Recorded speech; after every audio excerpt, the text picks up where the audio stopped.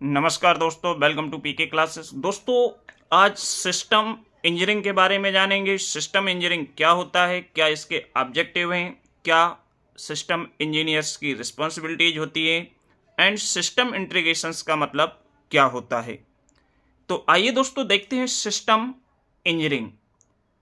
तो दोस्तों, जो भी छात्र पीके क्लासेस में फर्स्ट टाइम है, जो अभी भी पीके क्लासेस से नहीं जुड़े हैं, वो चैनल को जरूर सब्सक्राइब करें, साथ ही दोस्तों वीडियो को लाइक भी करें। तो सिस्टम इंजीनियरिंग क्या है?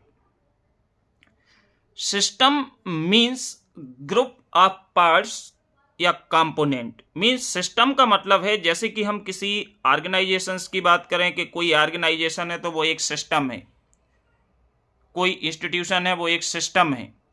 तो यहाँ पे जो सिस्टम का मतलब होता है, सिस्टम मतलब कोई भी ऐसा ऑब्जेक्ट या ऑर्गेनाइजेशन जिसको हम बोल सकते हैं सिस्टम, जिसमें बहुत सारे कंपोनेंट्स या एक्टिविटी हैं जो कि इन्वॉल्व होती हैं। तो a system means a group of part और कंपोनेंट्स दैट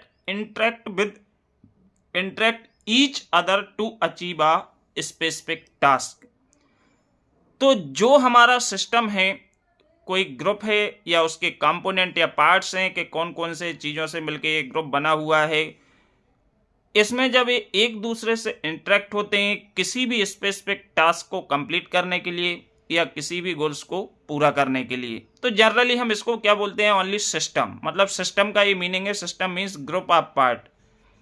अलग अलग कंपोनेंट या पार्ट से मिलकर एक ग्रुप होता है जो एक सिस्टम है। And system engineering is a technique. अब सिस्टम इंजीनियरिंग जो है यह क्या है? यह एक तकनीकी या प्रोसेस होती है विच यूज मल्टी ब्रांचेस नॉलेज। जैसे कि आप जानते हैं कि आजकल बहुत सारे सेक्टर्स में मल्टी ब्रांचेस नॉलेज है जो कि यूटिलाइज हो रहा है पर्टिकुलर डिवाइस को कंप्लीट करने के लिए।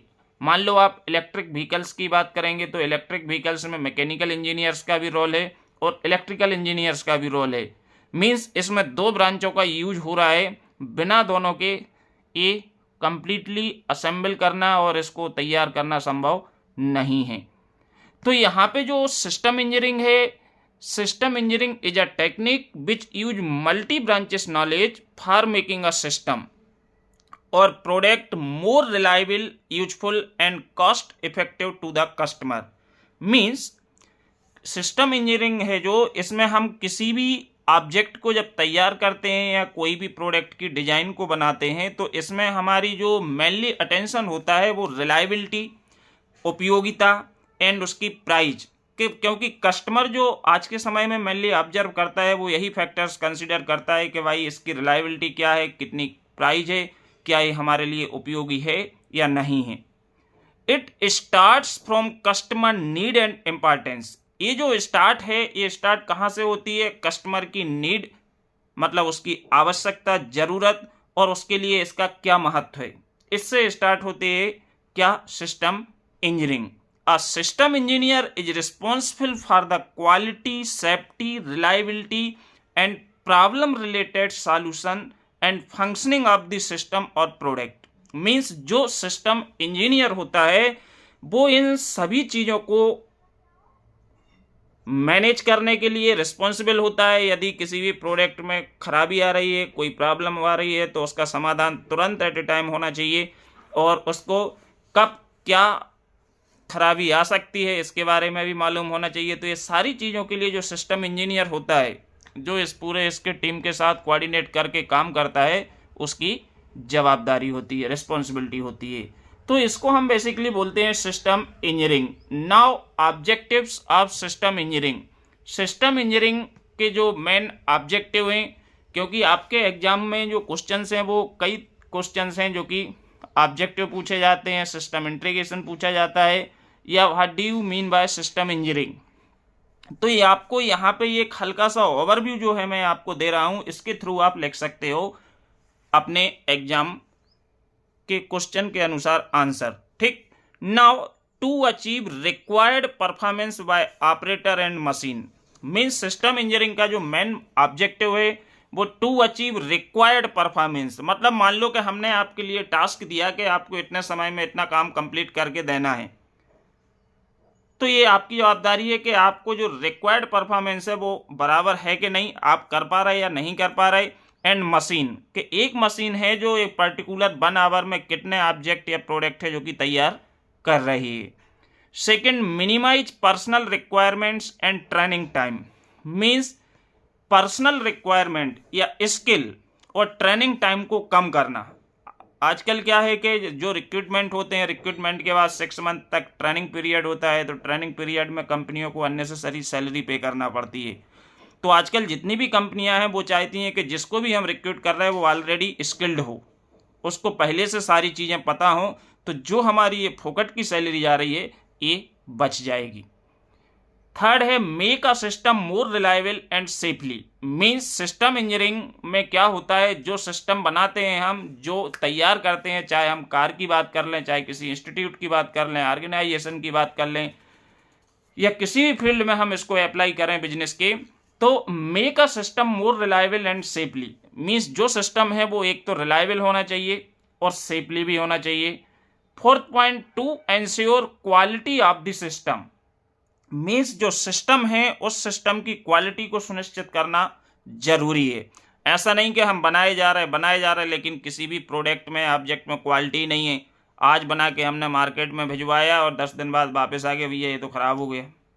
तो मीन्स यहाँ पे जो सिस्टम इंजीनियर्स होता है, इस सिस्टम इंजीनियर्स और जो उसके टीम मेंबर्स होते हैं, उन सभी की रिस्पॉन्सिबिलिटी होती है कि क्वालिटी है जो सिस्टम या प्रोडक्ट की, उसको इंश्योर करना कि उसमें जो क्वालिटी है वो अपने पैरामीटर्स के अकॉर्डिंग है। Fifth point, balance cost and effectiveness of the system. Means हम जो भी तैयार कर रहे हैं उसकी जो कॉस्ट है, कितना खर्चा आ रहा है, वो बैलेंस है। ऐसा तो नहीं है कि जो हमारी सेलिंग प्राइस है उससे ज़्यादा हमारी जो है वो मैन्युफैक्चरिंग कॉस्ट लग गई, या हमारी जो इनपुट है वो ज़्यादा लग गया, आउटपुट में कुछ मिला नहीं। तो मीन्स और effectiveness of the system, system effective होना चाहिए।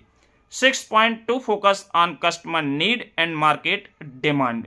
मीन्स जो सिस्टम इंजीनियरिंग है ये मेनली फोकस करता है, ध्यान देता है किस पे, कस्टमर नीड। कस्टमर की ज़रूरत क्या है, कस्टमर के लिए किस चीज़ की रिक्वायरमेंट है और मार्केट में किस प्रोडक्ट की डिमांड है, इसके आधार पे ही जो सिस्टम है वो बनाया जाता है और उसकी अकॉर्डिंग ही जो कंस्ट्रक्शन है वो करते हैं। अब responsibility of system engineers. System engineers की जो रिस्पॉन्सिबिलिटी है, designing and implementing system and tools. Means एक तो डिजाइन करना, उसको इम्प्लीमेंट करना सिस्टम और टूल के लिए। Managing backup and recovery.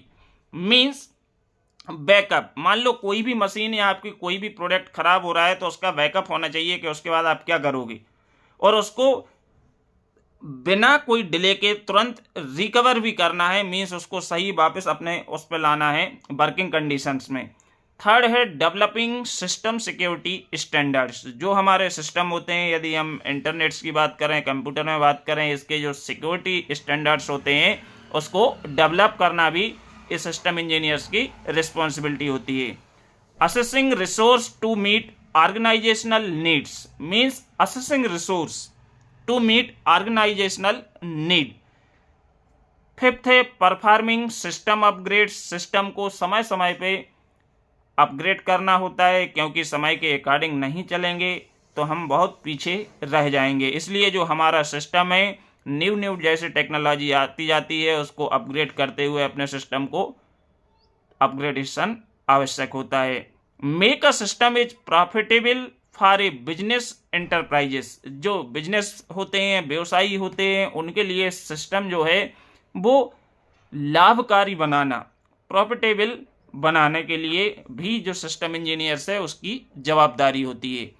Control project cost and time. जो प्रोजेक्ट की कॉस्ट है और टाइम है उसको कंट्रोल करना है। ऐसा नहीं है कि आजकल हम देखते हैं जो बिना कोई अच्छी, जो कॉन्ट्रैक्टर होते हैं या हम कंपनी की बात करें तो वो 6 महीने के प्रोजेक्ट को 6 साल में कंप्लीट करते हैं। 6 महीने का प्रोजेक्ट है, 3 साल में कंप्लीट हो रहा है। तो जब प्रोजेक्ट की टाइम ड्यूरेशन बढ़ती है तो इसके अकॉर्डिंग जो इसके खर्चे हैं, जो कॉस्ट है वो बढ़ जाती है। मान लो आपने 1 करोड़ में कोई प्रोजेक्ट लिया और आपने 1 साल का टाइम लिया और 1 साल में आप नहीं करते हो तो जो उसका कंस्ट्रक्शन मटेरियल है, मान लो कि 2 साल बाद उसकी प्राइस आपकी 10%, 20% बढ़ चुकी है। तो इसका मतलब है कि आपका जो एक है प्रोजेक्ट की कास्ट है, जो 1 करोड़ में बनना चाहिए था, अब वो 2 करोड़ में बन रहा है। सिमिलर आपकी टाइम ड्यूरेशन बढ़े रही है। तो इन चीज़ों को कंट्रोल करता है सिस्टम इंजीनियर्स, जिसकी ये रिस्पॉन्सिबिलिटी होती है। नेक्स्ट है system integration. System integration is a technique of joining software and hardware modules into a single system. Means system integration का मतलब है integration. Integration means joining of software and hardware modules into a single system which works together to share information and process. Means जो एक साथ काम करते हैं और जो आपस में इंफॉर्मेशन मीन्स जानकारियां एंड प्रोसेस के बारे में जो भी नेसेसरी इंफॉर्मेशन होती है उसको शेयर करते हैं।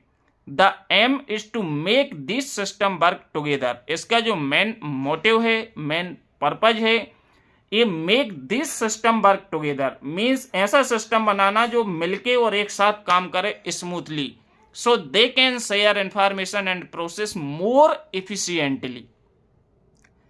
It improve to work flow efficiency, reduce operational cost and improve customer and partner relationship। जो सिस्टम इंटीग्रेशन होता है, यदि आपस में हमारे रिलेशंस अच्छे होंगे, कस्टमर और जो आपका ये है मतलब डीलर है या व्यवसायी है या मैन्युफैक्चरर है, तो जो हमारी कंपनी है वो ग्रोथ करेगी। तो means it improve to work flow efficiency. जो वर्क फ्लो है, वर्कर्स हैं, यदि उनका अच्छा ध्यान रखा जाएगा और उनको अच्छा एटमॉस्फेयर प्रोवाइड किया जाएगा तो जो इफिशियंसी है वो ज़्यादा होगी। रेड्यूस ऑपरेशनल कास्ट, और जो ऑपरेशनल कास्ट है कि किसी भी काम को कंप्लीट होने में जो खर्चा आ रहा है वो कम होगा। इम्प्रूव कस्टमर्स में सुधार होगा, ग्राहकी बढ़ेगी, and partner relationship. These are the main motive and functions of system integration. Okay दोस्तों, वीडियो देखने के लिए बहुत बहुत धन्यवाद। Thank you.